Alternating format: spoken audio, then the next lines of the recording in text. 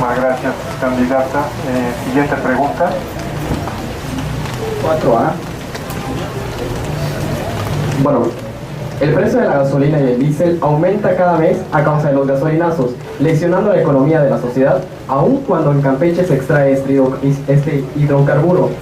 ¿Tiene alguna propuesta para bajar o contener los precios de la gasolina? Sí. ¿Cuál? ¿No? ¿Por qué? Bueno, tiene que ser, va relacionada con la pregunta anterior que me hicieron sobre la cuestión energética. Tenemos que trabajar en el asunto de la cuestión energética todos los actores políticos, no solo los actores del PRD, del Movimiento Ciudadano, del PT o el propio AMLO. Es un movimiento nacional, tenemos que hacerlo porque todo lo que es cuestión energética nos afecta a todos. Desde, lo decíamos el rato, al jornalero que se dedica todos los días a cuidar su milpa, hasta el que transporta los alimentos, el transporte de todos. Tenemos que hacer una gran reforma energética. ¿Y cómo lo vamos a plantear? Muy sencillo, el país no puede estar viviendo de la cuestión de la petrolización. Tenemos que buscar alternativas. Tenemos que buscar alternativas para que el gobierno no siga viendo a Pemex como la caja chica, y obviamente esa caja chica que la utilizan para gastos que no son para la operatividad, para la cuestión social. Cuando se necesita recursos, lo único que hacen los políticos, el gobierno, incluyendo los diputados, es aumentar cada vez las gasolinas. Tenemos que empezar por parar ese asunto. ¿Y cómo lo vamos a hacer? Andrés Manuel López Obrador ha propuesto que tenemos que darle valor agregado a nuestros productos básicos como la gasolina, el crudo. No puede ser que se vaya el crudo a un precio de verdad insultante y nos lo regresen carísimo. Por eso tenemos que poner 2 o 3 refinerías aquí en el país. Él ha propuesto 5, pero yo creo que eso tendría que hacerse ya. Generar una nueva cuestión energética en el país, las refinerías, parar el precio de cada mes de los combustibles y parar también a esta burocracia que insulta al país para tener ahorros que redunden en beneficio social. Muchas gracias, candidato. ¿Alguna réplica?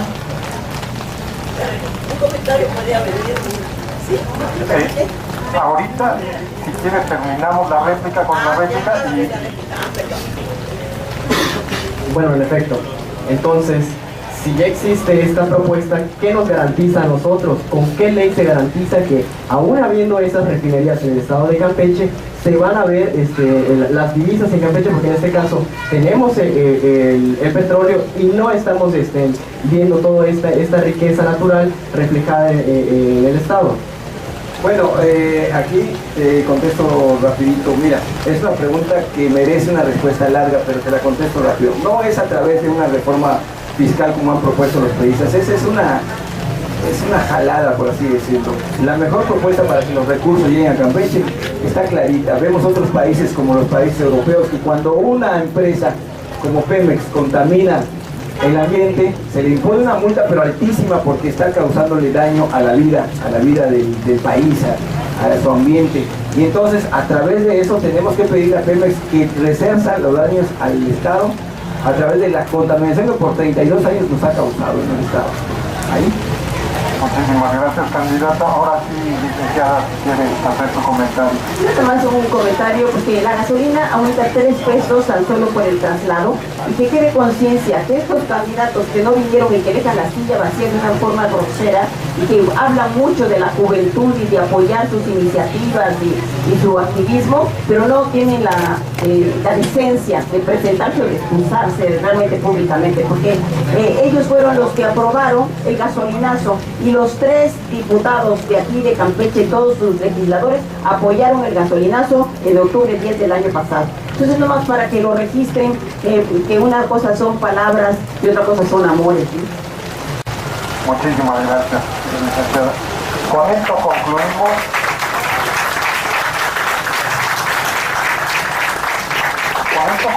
La segunda etapa. En virtud del espíritu de este tipo de debates que realmente sean polémicas, sean debates, y bueno, pues la tercera etapa va orientada a eso. pues ni modo, imagínense ustedes, ¿no? Son la misma fórmula y tienen los mismos enfoques y la misma ideología. Vamos a hacer lo siguiente, vamos a cambiar un poquito el formato. Se formula una pregunta que va a hacer una persona del 132. Ustedes cuentan con 2 minutos para contestar cada uno y después contará, si están de acuerdo, alguna persona del 132 para tener una réplica y ustedes contarán con 1 minuto para la contrarréplica. ¿Están de acuerdo? ¿Sí? Bueno, pues adelante. La pregunta es la siguiente. Campeche es el principal exportador de miel y cera a nivel nacional. En el primer trimestre del año en curso, exportó 3.170 toneladas con valor de 100.150.000 pesos a Alemania, país que prohíbe la siembra de transgénicos y que ahora rechaza la miel campechana, pues el 11 de mayo del 2012, la Semarnat aprobó la siembra de soya transgénica, incluyendo 30.000 hectáreas en Yucatán, Quintana Roo y Campeche, poniendo en riesgo la producción y exportación de miel, así como también la economía de los apicultores y la salud de los campechanos. La pregunta es la siguiente. ¿Modificaría usted la ley de bioseguridad de organismos genéticamente modificados para prohibir definitivamente estos programas piloto? Sí, ¿por qué? No, ¿por qué? Absolutamente, sí. He iniciado una lucha desde hace un tiempo que hice conciencia gracias a un grupo de jóvenes que está aquí en Tuiteando Sin Transgénicos, se llama su hashtag, y me indigna como el gobierno no toma en cuenta, y esto solo habla que detrás hay corrupción, lo que va a pasar y las consecuencias que se van a tener para lo que tiene vocación Campeche. Nosotros tenemos vocación de miel, no vocación de soya. Y esto definitivamente va a contaminar la miel. Ya el primer cargamento en la península de Yucatán fue desechado en diciembre pasado y puede esperarse que también los próximos cargamentos de Campeche también y de la península sean desechados por Alemania. Esto me parece gravísimo. No se sabe a ciencia cierta, he visto varios debates sobre transgénicos, cuáles pueden ser las consecuencias a muy largo plazo. Pero lo sabemos a plazo inmediato y sabemos que Campeche, yo le llamo Campeche orgánico, Campeche sustentable. Ese es el Campeche en el que podemos pensar cuando el petróleo, después del petróleo. Entonces, definitivamente nosotros daríamos la batalla porque se impida el paso a los transgénicos y la corrupción que subyace detrás de él. Sí, muchas gracias. Candidato, ¿quiere contestar lo mismo? O sea, ¿cuál sería su postura acerca del cuestionamiento? ¿Qué acciones? Bueno, yo creo que está claro, ¿no? Tenemos que oponernos a todo lo que causa el daño a la salud. Es una garantía que está en la Constitución, ¿no? La garantía de la vida. Y eso no tiene valor. Y creo que a algunos legisladores, a gente del gobierno no les interesa qué daño le pueda causar a la vida a la gente que pueda consumir esos productos. Pero además, de manera inmediata, como dice Laida, la economía del Estado está dañada. Si con trabajo hay trabajo, imagínense que empiecen a cerrar las puertas a los mercados europeos, que es donde se va nuestra miel, que es considerada la mejor del mundo. ¿Qué está pasando ahí? Algo muy sencillo. Hay un negocio de trasfondo en donde obviamente alguien se está beneficiando con esa siembra de soya. Campeche tiene vocación para sembrar arroz, para que produzcamos mejor y más miel. Pero ¿qué está pasando? Obviamente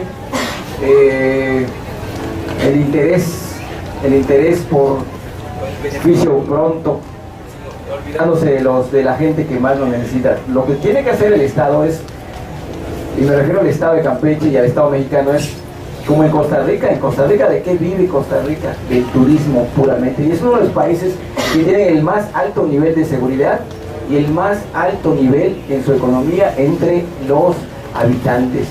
Quiere decir entonces que Campeche, con todas las cualidades, todas las maravillas que tiene, tanto naturales como la propia gente, como las cuestiones arqueológicas y todo lo que tenemos, la cuestión ambiental, creo que el gobierno está equivocando el rumbo y se está yendo por el lado más fácil de hacer negocio, olvidándose de los más.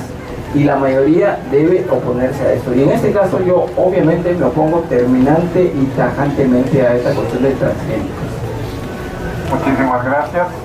¿Alguna réplica por parte del 132? Bueno, planteaba la situación la pregunta tiene algo muy claro, ¿no? Que es un trasfondo de defender los derechos de la soberanía alimentaria del pueblo de México, ¿no? No solo Campeche, que es el ejemplo que se manejó, pero que sabemos que a nivel nacional empresas como Monsanto son las que están detrás de todo este proceso. No solamente es promover el turismo, porque tenemos que asegurar una manera de autoconsumo y de rescate también cultural, alimenticio, que es lo que le da sentido a nuestro país. Existe una gran campaña llamada Sin Maíz no hay país, ¿sí? Que ha impulsado precisamente este rescate. Entonces, considero que debería entrar en el debate en el Senado este tema de la soberanía alimentaria y de la prohibición, como lo han hecho en el mercado europeo, de este elemento transgénico que está en Europa.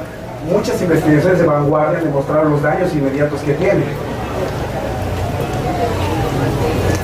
Sí, estoy totalmente de acuerdo contigo. Monsanto está atrás, el gobierno está afuera, no se le ve, el gobierno estatal no habla, en silencio, el federal hace lo que se le da la gana. Sí creo que se tiene que actuar con rigor, y yo creo que puede ser una de las bellísimas banderas del movimiento Soy 132, yo soy 132 de los jóvenes, para evitar que les dejen una tierra contaminada. La soberanía alimentaria es fundamental, es tema de López Obrador. Yo insisto en él porque tiene una clara visión de lo que es el país y de lo que requiere. Nosotros no podemos seguir exportando lo que comemos, es más allá de darle al campo, de tecnificarlo, ¿no? Son razones de soberanía lo que está en juego. Y cuando yo vi en Estados Unidos cómo cada granero tienen, que les paga a los Estados Unidos el gobierno, les pagan almacenamientos, hilos para que puedan tener ahí almacenado maíces y granos que son propiedad del gobierno. Ellos sí están preparados, a nosotros nos han dejado realmente en la ruina. Y un presidente decía, todo esto era la llave de la recámara, pero no la de la alacena. Entonces hay que recuperar la soberanía alimentaria. Muchas gracias. ¿Quiere hacer algún comentario, candidato? ¿Alguna otra vez? Sí, bueno, yo escucho al principio, de este debate, que ustedes no son gobernadores y etcétera, ¿no? Bueno, entonces yo también escucho aquí mucho replantear las propuestas de Andrés Manuel. Entonces yo preguntaría, en esta pregunta concreta, que se trata de los transgénicos, ¿cuál es su propuesta como senadores para evitar que siga esta ley o para permitirla, ¿no?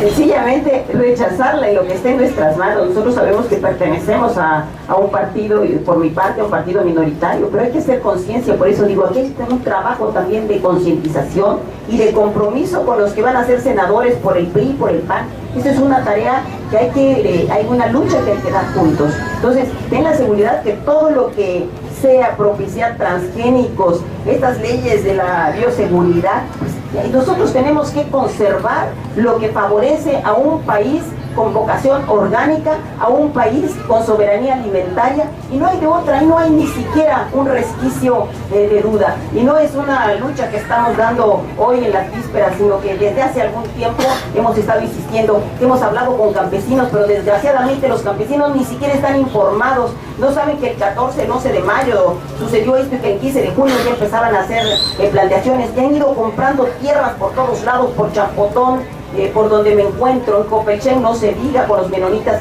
Entonces hay que hacer un trabajo de concientización, ir con los campesinos, acudirlos, informarlos, porque no saben, votan, pero no saben ni qué están votando. Muchas gracias, candidato.